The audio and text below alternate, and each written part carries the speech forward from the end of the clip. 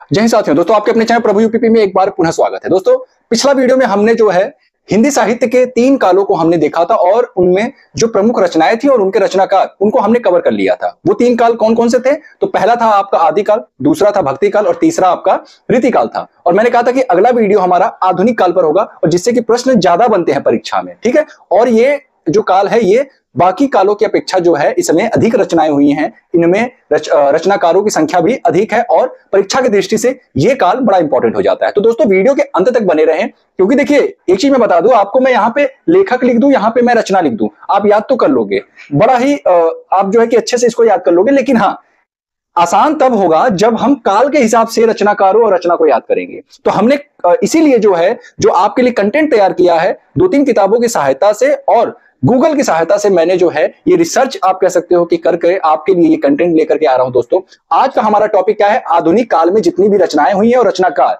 और चूंकि ये परीक्षा की दृष्टि से इंपॉर्टेंट है तो वीडियो के अंत तक बने रहिएगा। अगर आप चैनल पर नए हैं तो चैनल को सब्सक्राइब कर लीजिएगा। नीचे आपको टेलीग्राम चैनल भी दिख रहा होगा, इसे भी आप जो है जाकर के सब्सक्राइब कर सकते हैं। दोस्तों आधुनिक काल की जब हम बात करते हैं तो आधुनिक काल भी हमारा कई भागों में बटा है। आधुनिक काल भी हमारा जो है कई भागों में बटा हुआ है, ठीक है। सबसे पहले आधुनिक काल की जो शुरुआत होती है वो होती है भारतेंदु युग। किस युग से होती है दोस्तों? भारतेंदु युग। देखिए ये मैं काल के हिसाब से क्यों बता रहा हूं, क्योंकि कभी कभी क्वेश्चन पूछ देता है कि जयशंकर प्रसाद किस युग से संबंधित हैं या किस काल से संबंधित हैं, ठीक है। तो आपको पता होना चाहिए, ठीक है। चलिए भारतेंदु युग जो है आपका 1850 से लेकर के 1900 तक जो है ये माना जाता है, ठीक है। चलिए अगला जो हमारा काल है वो है अगला जो हमारा युग है, काल तो हमारा वही है, आधुनिक काल ही है, लेकिन इसमें आपको युग जो है अलग अलग देखने को मिलेंगे। अब भारतेंदु युग इसलिए क्योंकि इसमें जो है जितने भी रचनाकार थे उसमें भारतेंदु जी को जो है अव्वल माना गया था और इनको जो है सबसे श्रेष्ठ बताया गया, ठीक है। चलिए अगला जो है हमारा द्विवेदी युग। क्या है? द्विवेदी युग, ठीक है। अब द्विवेदी युग में जो है दोस्तों इनका जो समय था, अब जाहिर सी बात है 1900 तक है तो इसके आगे ही होगा, 1900 से लेकर के 1918 तक, ठीक है। उसके बाद जो है अगला काल हमारा है छायावादी युग। क्या है? छायावादी युग। छायावादी युग दोस्तों पिछले वीडियो में आप लोग का एक मतलब शिकायत था मुझसे कि सर आप राइटिंग थोड़ा सा इंप्रूवमेंट करिए, तो आज मेरी पूरी प्रयास होगी। छायावादी युग जो है ये आपका था 1918 से लेकर के 1938 तक। कहां तक? 1938 तक, ठीक है। अब जो जयशंकर प्रसाद अभी मैंने बोला था वो छायावादी युग से ही संबंधित है, ठीक है। तो कभी कभी क्वेश्चन पूछ देता है, अभी मैं एक एक करके सभी युग के जो रचना है और रचनाकार हैं उनके बारे में आपको जो है बताने वाला हूं। चलिए अगला जो हमारा युग है वो है प्रगतिवाद युग। प्रगतिवाद युग, प्रगतिवाद युग। प्रगतिवाद युग का जो समय है दोस्तों वो है 1938 से लेकर के 1960 तक, ठीक है। और अगला और हमारा जो आखिरी है वो है प्रयोगवाद युग। कौन सा है? प्रयोगवाद युग, ठीक है। प्रयोगवाद युग का जो समय माना जाता है वो है 1990 से अब तक, ठीक है। ये आपका प्रयोगवाद युग जो है आपका लास्ट है, ठीक है। आधुनिक काल में कितने युग हो गए? 1 2 3 4 5। कौन कौन से? भारतेंदु युग, द्विवेदी युग, छायावादी युग और प्रगतिवादी युग और अंत में आपका प्रयोगवादी युग, ठीक है। तो सबसे पहले हमको कौन सा युग पढ़ना है? तो भारतेंदु युग को पढ़ना है। किसे पढ़ना है? भारतेंदु युग। चूंकि नाम भारतेंदु युग है तो सबसे पहले जो हमारे इसमें लेखक आएंगे वो कौन आएगा भैया? भारतेंदु जी ही आएंगे, ठीक है। भारतेंदु हरिश्चंद्र इनका जो है पूरा नाम था, ठीक है। भारतेंदु हरिश्चंद्र जो है इनका पूरा नाम था। आपको मैं बता दूं इनको जो है साहित्यकारों का नेता कहा जाता था। क्या? साहित्यकारों का नेता भी कहा जाता था। और ये जो है इनकी जो रचनाएं होती थी वो मतलब ज्यादातर सुधारवादी, मतलब सामाजिक सुधारवादी जो है विचारक के तौर पे होती थी, ठीक है। सुधारवादी विचारक, ठीक है। तो इनकी जो रचनाएं होती थी मुख्यतः जो है वो समाज पर जो है केंद्रित रहती थी, ठीक है। चलिए इनके सबसे पहले हम इनके नाटकों को देख लेते हैं जो कि बड़ा इंपॉर्टेंट है दोस्तों। नाटक इन्होंने कौन कौन से लिखे थे? तो सबसे पहले अंधेर नगरी का नाम आता है। अंधेर नगरी। ठीक है, उसके बाद दूसरा है हमारा भारत दुर्दशा। भारत दुर्दशा। और फिर है सत्य हरिश्चंद्र। सत्य हरिश्चंद्र। उसके बाद है वैदिक हिंसा, हिंसा न भवती। वैदिक हिंसा, हिंसा न भवती। ठीक है, चलिए ये हो गए इनके नाटक। कौन कौन से? अंधेर नगरी, भारत दुर्दशा, सत्य हरिश्चंद्र। इसमें तो इनका नाम है तो इसके पूछे जाने की संभावना बहुत ही कम है। भारत दुर्दशा, अंधेर नगरी, ये मोस्ट इंपॉर्टेंट है। ठीक है, इसे भी आप एक बार देख लेना। ठीक है, चलिए अगला है हमारा भैया, इनकी कुछ काव्य कृतियां भी थी। ठीक है, काव्य कृतियां भी इनकी थी, मतलब कि कविताएं। ठीक है, तो काव्य कृतियां कौन कौन सी है? सबसे पहले है प्रेम माधुरी। प्रेम माधुरी। और फिर है प्रेम तरंग।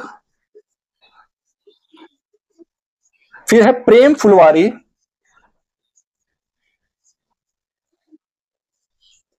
और फिर है प्रेम प्रलाप। और अगला है प्रेम मालिका।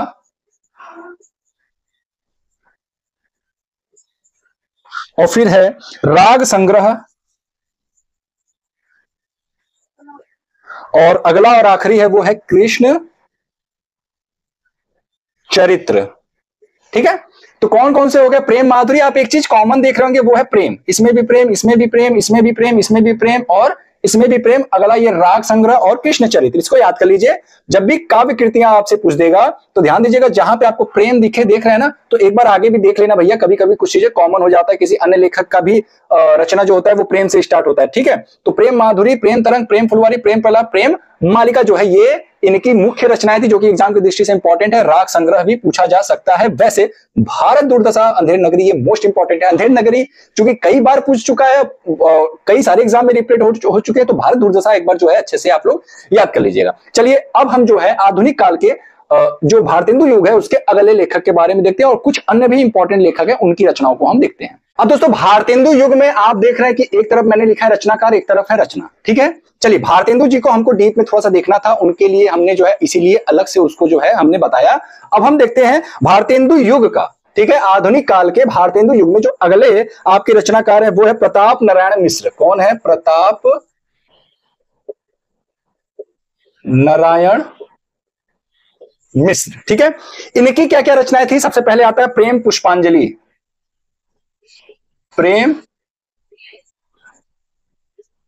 पुष्पांजलि, मन की लहर, मन की लहर, प्रताप लहरी। ठीक है, ये सारे जो भी आप देख रहे हैं ना, ये सभी क्या है? काव्य हैं। क्या है दोस्तों? काव्य, मतलब कि कविता। ठीक है, चलिए अब इनकी जो है कुछ नाटकें भी हैं, जैसे भारत दुर्दशा जो है। भारत दुर्दशा आपने देखा किसने लिखा था? भारतेंदु हरिश्चंद्र ने, लेकिन इन्होंने भारत दुर्दशा का रूपक लिखा था। क्या लिखा था? रूपक लिखा था। ठीक है, और जुआरी खुआरी, जुआरी खुआरी। ठीक है, ये दोनों इनके क्या है दोस्तों? तो ये दोनों इनके नाटक हैं। क्या है? नाटक। ठीक, चलिए अगले जो हमारे लेखक हैं वो है अंबिका दत्त व्यास।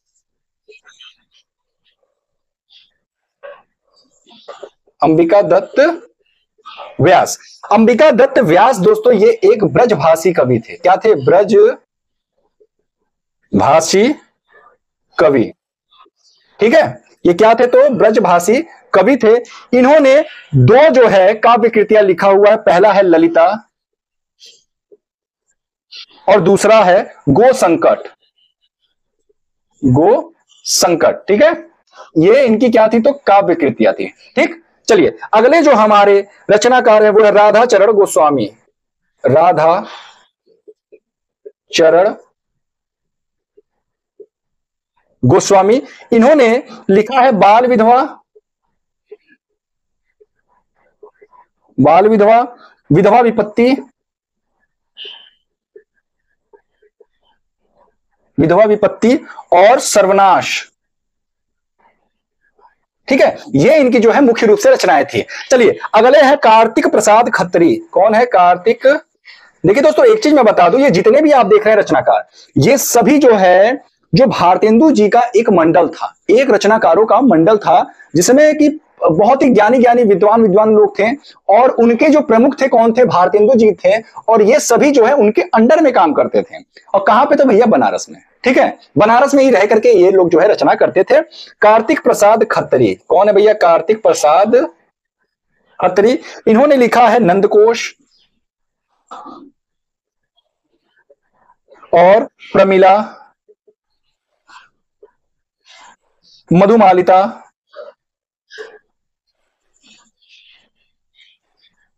मीराबाई,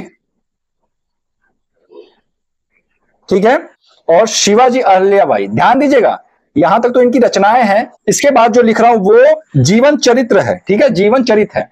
मीराबाई हो गया, शिवाजी, और आखिरी में है अहल्याबाई। अहल्याबाई, ये तीनों इनकी जो थी वो क्या था? तो जीवन चरित्र। क्या था? जीवन चरित्र। ठीक है, चलिए अगला जो है हमारे रचनाकार वो है काशीनाथ खत्री। काशीनाथ खत्री, इन्होंने इनकी दो पुस्तकें थी। इन्होंने ना तो काव्य इनका जो है कि प्राप्त हुआ मुझे, मैंने बहुत सर्च किया, इनकी मुझे मुख्य रूप से दो पुस्तकें मिली जो कि मुझे इंपॉर्टेंट लगा। पहला है ग्राम पाठशाला, और दूसरा है नौकरी नाटक।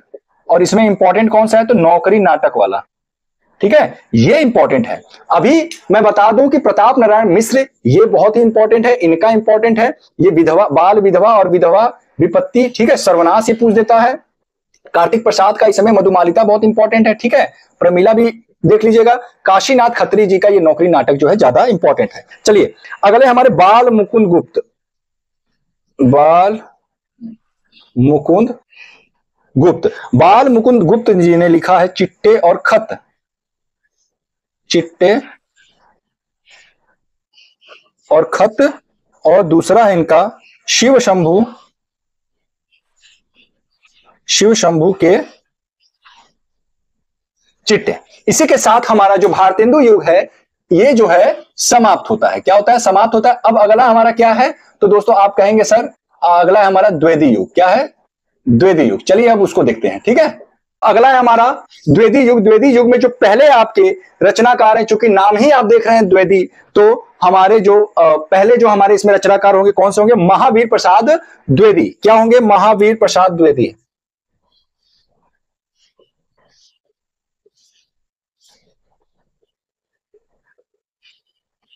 एक बहन ने मेरी कमेंट किया था कि सर थोड़ा बड़ा बड़ा लिखा करिए, तो मेरी कोशिश वही है। महावीर प्रसाद द्विवेदी जी, आपको मैं बता दूं कि ये जो है आचार्य की उपाधि प्राप्त करने वाले, आचार्य की उपाधि प्राप्त करने वाले हिंदी साहित्य के प्रथम साहित्यकार थे। ठीक है, ये जो है आचार्य की उपाधि प्राप्त करने वाले पहले साहित्यकार थे, इसको आप लोग याद करिएगा। चलिए इनकी रचनाओं की बात करें दोस्तों, तो सबसे पहले आपका आता है गंगा लहरी,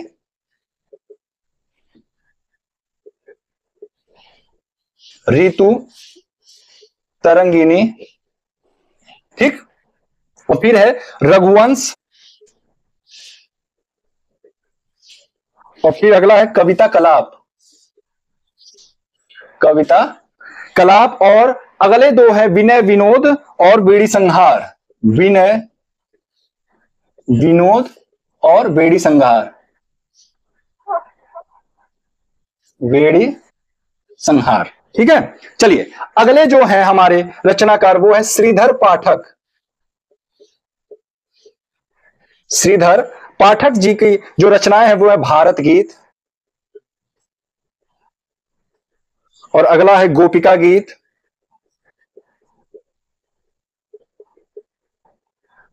और अगला है वनाष्टक, मनोविनोद।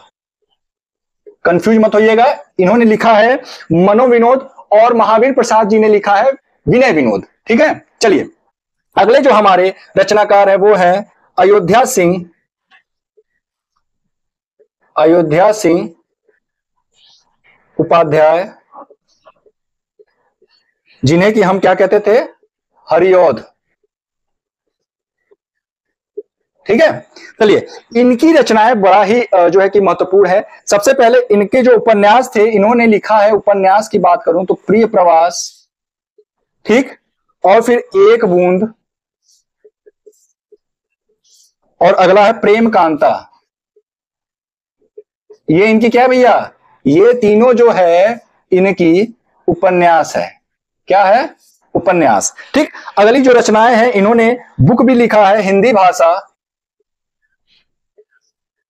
भाषा और उसके साहित्य का विकास, और उसके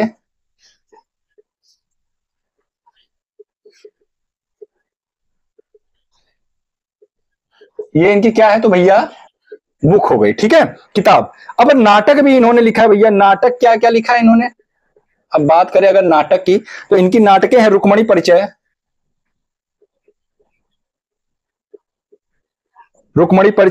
प्रद्युम्न विजय व्यायोग, प्रद्युम्न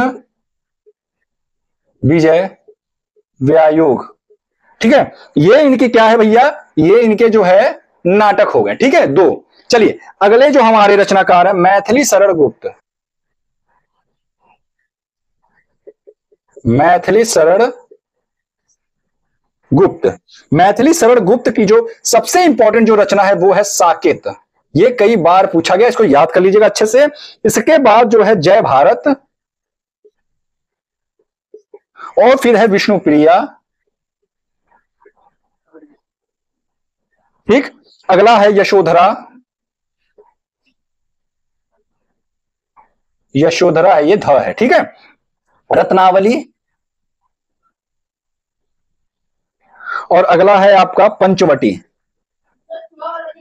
हैं तो और भी, लेकिन यही इंपॉर्टेंट है आपके परीक्षा की दृष्टि से, जिसमें से कि साकेत, जय भारत, विष्णु प्रिया, यशोधरा, ये मुख्य रूप से हैं। ठीक है, चलिए, बाबू गुलाब राय, अगले कौन है भैया, बाबू गुलाब राय। इन्होंने क्या क्या लिखा भैया, दो लिखा है, इनकी आत्मकथाएं हैं, इनकी दोनों जो है आत्मकथाएं हैं, और इनकी आत्मकथाएं ही इंपॉर्टेंट है। पहला है फिर निराश क्यों, ठीक, दूसरा है मेरी असफलताएं।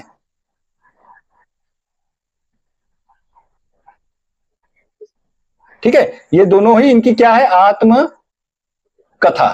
ठीक है, चलिए, यहीं पे हमारा द्विवेदी युग समाप्त होता है। अगला है हमारा छायावादी युग। दोस्तों, अगला है हमारा छायावादी युग 1918 से 1938। इस युग में जो आपके पहले जो आपके रचनाकार हैं वो है जयशंकर प्रसाद। बहुत इंपॉर्टेंट है दोस्तों, इनकी सारी रचना इंपॉर्टेंट है, जयशंकर प्रसाद जी का। ठीक है, पहला है भैया इनका कमायनी, कमायनी, आंसू, लहर। ठीक है, उसके बाद है आपका आंधी। ठीक है, प्रेम पथिक, प्रेम पथिक क्या है तो दोस्तों काव्य है। ठीक है, चलिए, अगला है आपका झरना, फिर चंद्रगुप्त, चंद्रगुप्त, और फिर है आपका अजात शत्रु,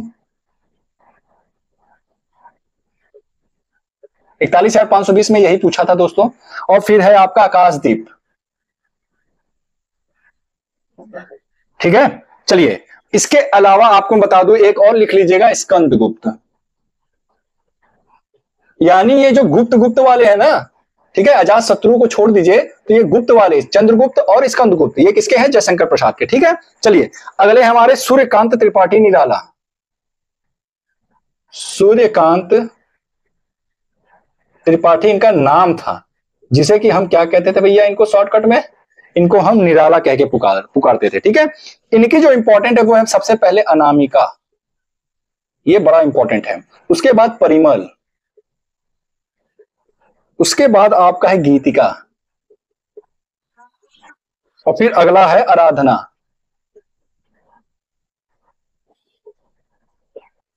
ठीक है, चलिए, अगले हैं दोस्तों महावीर प्रसाद। देखिए ना कितने महान महान रचनाकार हुए हैं इस युग में, छायावादी युग में। महावीर प्रसाद, सॉरी, महादेवी वर्मा है। महावीर प्रसाद कहां आ जाएंगे, महादेवी वर्मा, महादेवी वर्मा। दोस्तों, इनकी जो सबसे प्रमुख जो रचना है वो है यामा, उसके बाद है इनकी नीलांबरा, नीलांबरा, फिर है परिक्रमा, और अगला है संधिनी, ठीक, और अगला है गीत पर्व, और फिर आखिरी है इनका वो है स्मारिका। ठीक है, चलिए अगले जो हमारे रचनाकार है वो है पंडित माखनलाल चतुर्वेदी। माखनलाल चतुर्वेदी है भैया, इनका जो सबसे इंपॉर्टेंट है वो है हीम तरंगिणी, हीम तरंगिणी, और फिर है समर्पण, युगचारण, ठीक, और फिर है हीम किरीटिनी, हीम किरीटिनी।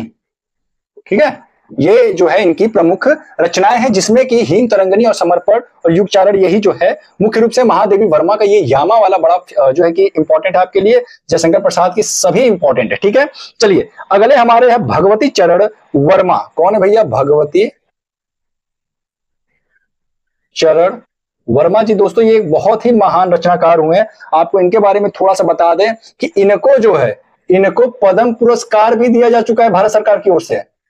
पद्म पुरस्कार तो दिया ही गया है, साथ ही साथ इनको जो है साहित्य अकादमी पुरस्कार से भी नवाजा जा चुका है। ठीक है, चलिए इनके अगर हम सबसे पहले उपन्यास की बात करते हैं दोस्तों, इनके सबसे पहले हम देख लेते हैं उपन्यास, इन्होंने कौन कौन से उपन्यास लिखे। ठीक है, इनके उपन्यास की बात करें तो भूले बिसरे चित्र, ये बड़ा इंपॉर्टेंट है। भूले बिसरे चित्र, साहित्य अकादमी पुरस्कार इसी रचना के लिए इनको मिला था, साहित्य अकादमी पुरस्कार। ठीक है, चलिए इसके अलावा इन्होंने और भी उपन्यास लिखे हैं, जैसे चित्रलेखा, टेढ़े मेढ़े रास्ते थके पांव, टेढ़े मेढ़े रास्ते, और फिर अगला क्या है? थके पांव, थके पांव। ठीक है, ये जो है इनके उपन्यास थे। इन्होंने कुछ नाटक भी लिखा है भैया, इनके नाटक को भी देख लिया जाए। चलिए वसीहत जो है, वसीहत, ये इनकी क्या है? नाटक है। इसके अलावा इनका एक कविता भी है, काव्य रचना जिसे हम कहते हैं। ठीक है, प्रेम संगीत, क्या है? प्रेम संगीत। ठीक, इसी के साथ ही इनकी भी रचनाएं समाप्त होती हैं। अगले हमारे बाल कृष्ण शर्मा, बाल कृष्ण शर्मा नवीन, इनको हम क्या बोलते थे भैया? नवीन, प्यार से लोग नवीन बुलाते थे। इनकी जो है सबसे इंपॉर्टेंट है वो है रश्मि रेखा, रश्मि रेखा, और फिर अगला क्या है दोस्तों? उर्मिला, उर्मिला और कुमकुम। ठीक है, चलिए अगला जो है दोस्तों हमारा है प्रगतिवाद, प्रगतिवाद युग। अब जैसा कि दोस्तों बोर्ड पे आपको दिख रहा होगा प्रगतिवाद युग, प्रगतिवाद युग में जो आपके पहले जो रचनाकार हैं वो है सुमित्रा नंदन पंत, सुमित्रा नंदन पंत। इन्होंने लिखा है युगांत और युगवाणी, ये दोनों ही इंपॉर्टेंट है, युगांत और युगवाणी दोनों ही इंपॉर्टेंट है। चलिए अगले कौन है? नरेंद्र शर्मा, नरेंद्र शर्मा। दोस्तों नरेंद्र शर्मा ने इनकी जो एक ही रचना है जो कि परीक्षा की दृष्टि से इंपॉर्टेंट है वो है मिट्टी और फूल, मिट्टी और फूल। अगले जो रचनाकार है रामधारी सिंह दिनकर, रामधारी सिंह दिनकर। अब उम्मीद करता हूं कि दोस्तों जैसे अगर आपसे पूछ दिया कि रामधारी सिंह दिनकर किस युग से हैं, तो आप सभी बता देंगे कि हाँ ये जो है प्रगतिवादी युग से है। ठीक है, तो पता होना चाहिए, इसीलिए मैंने जो है आपको पूरा काल क्रम के हिसाब से रचना पढ़ाया है। ऐसा नहीं है कि केवल कोटा पूर्ति कर दिया, भैया रचना इधर लिख दिया, रचनाकार इधर लिख दिया, ऐसे नहीं कर, आपको पूरा काल बताया है। ठीक है, इसके पीछे मेरी बहुत मेहनत है। ये समझ लीजिए कि 12 घंटे की ड्यूटी के बाद भी आपकी ये मैं जब क्लास ले रहा हूं तो रात को 10 बज रहे हैं, ठीक है। सुबह 8 बजे से लेकर के रात में 8 बजे तक ड्यूटी थी। मैं आया, नहाया वहाया, उसके बाद जो है कि खाना ना खाने के बाद ये मैं क्लास ले रहा हूं रात को 10 बजे। अब सोचिए सुबह जो है मेरा 8 बजे से ड्यूटी भी है, और चूंकि मैं 6 बजे जिम में पहुंच जाता हूं, तो सुबह मैं जिम वर्कआउट करने के बाद जो है 8 बजे ड्यूटी जाता हूं। तो सोचिए कितना बिजी शेड्यूल है। तो इसमें भी आपके लिए मेरे पास जो है कि समय है, ऐसा नहीं है कि मैं आपके लिए समय नहीं निकाल रहा, आपके लिए समय मैं निकालता रहूंगा आगे भी। चलिए, कुरुक्षेत्र, इनकी जो रचना है वो है कुरुक्षेत्र। ये बड़ा इंपॉर्टेंट है दोस्तों रामधारी सिंह दिनकर जी की। इसके बाद रश्मि रथी, रश्मि रथी ये तो बहुत ही इंपॉर्टेंट है, मोस्ट इंपॉर्टेंट। परशुराम की प्रतीक्षा, परशुराम, परशुराम की प्रतीक्षा, ठीक है। चलिए अगले कौन है भैया, नागार्जुन। नागार्जुन जी ने क्या लिखा है, युग धारा, इनका बहुत इंपॉर्टेंट है, युग धारा, और है एक आंखें, ठीक। चलिए, त्रिलोचन जी भी है भैया, इन्होंने कौन कौन सी रचनाएं जो है कि किया है, तो भैया इनकी जो रचना है वो है धरती, धरती, और फिर है मिट्टी की बात।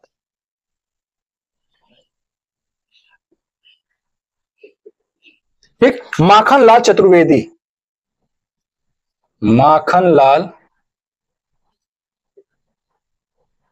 चतुर्वेदी जी का कौन सा है भैया, तो इन्होंने मानव, पिछले भी आपने देखा होगा कि इसके पहले जब हमने छायावादी युग भी पढ़ा था तो उसमें भी पंडित माखनलाल चतुर्वेदी थे, जिन्होंने युगचारण, हिम तरंगिणी, हिम किरीटिनी, समर्पण, युगचारण जो है जो लिखा था। उसके बाद इसमें भी है, इन्होंने इस युग में मानव की रचना किया था, ठीक है। तो कुछ ऐसे भी रचनाकार होते हैं जो दोनों ही युग से संबंधित होते हैं, दो या दो से अधिक युग से भी संबंधित होते हैं, ठीक है।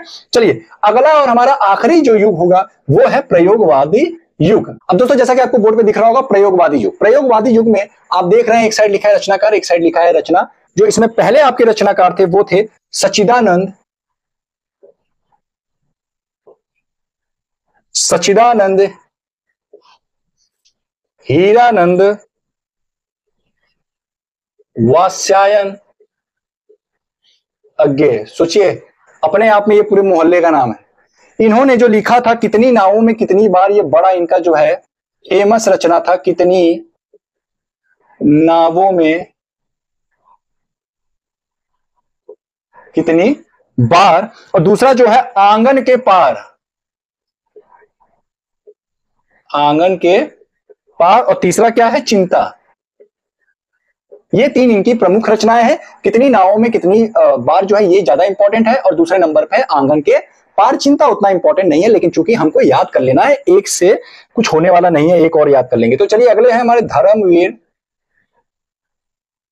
भारती। इनका जो सबसे जो फेमस नाटक है एक, वो है आपका अंधा युग, अंधा युग, कनुप्रिया, और फिर है ठंडा लोहा। अब इसमें से कौन कौन सा इंपॉर्टेंट है, अंधा युग और कनुप्रिया ज्यादा इंपॉर्टेंट है, ठीक है। चलिए कुंवर नारायण, अगले कौन है भैया, कुंवर नारायण जी ने लिखा है चक्रव्यूह, चक्रव्यूह, और उसके बाद हम तुम, ठीक। चलिए कीर्ति चौधरी, अगले कौन है, कीर्ति चौधरी, कीर्ति चौधरी जी ने लिखा है खुले हुए आसमान के नीचे, खुले हुए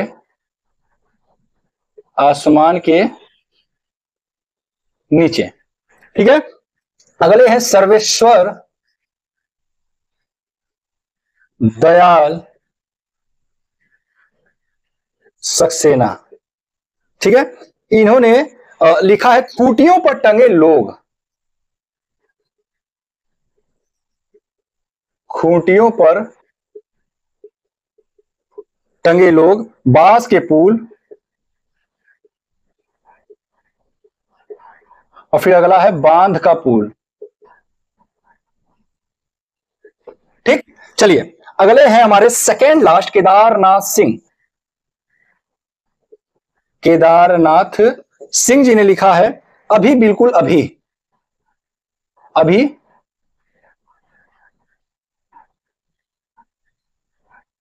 बिल्कुल अभी जमीन पर पक रही है। अगला कौन सा है? जमीन पर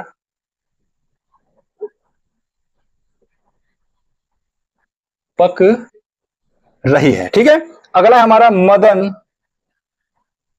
वात्स्यायन। ठीक है, वात्स्यायन है, वात्स्यायन। अब सही हुआ। चलिए, शुक्र तारा, इनका क्या है भैया रचना? शुक्र तारा और अपठगा। ठीक है, इनका उतना इंपॉर्टेंट नहीं है, आपको ये अभी बिल्कुल अभी याद करना है। खूंटियों पर टंगे लोग, बांस के पुल, ठीक, खुले हुए आसमान के नीचे, चक्रव्यूह, अंधायुग, कनुप्रिया, कितनी नाव में कितनी बार, ये इंपॉर्टेंट है जो कि पूछे गए हैं परीक्षा में। तो दोस्तों, आज का हमारा जो वीडियो है यहीं पे समाप्त होता है। रचना एवं उनके रचनाकार, हिंदी साहित्य से रिलेटेड जितनी भी थी, मैंने आपको काल के हिसाब से और उसके अंदर भी, जैसे जब हम बात करते हैं आपका जो आदिकाल था, तो आदिकाल में भी हमने डिफाइन किया, सॉरी आदिकाल की बात कर रहा हूं मैं। जब हमने भक्ति काल को पढ़ा तो भक्ति काल में आपने देखा कि निर्गुण और सगुण था, उसको भी हमने उसके भी अंदर जाकर के हमने देखा कि जो ज्ञानाश्रय है, प्रेमाश्रय है।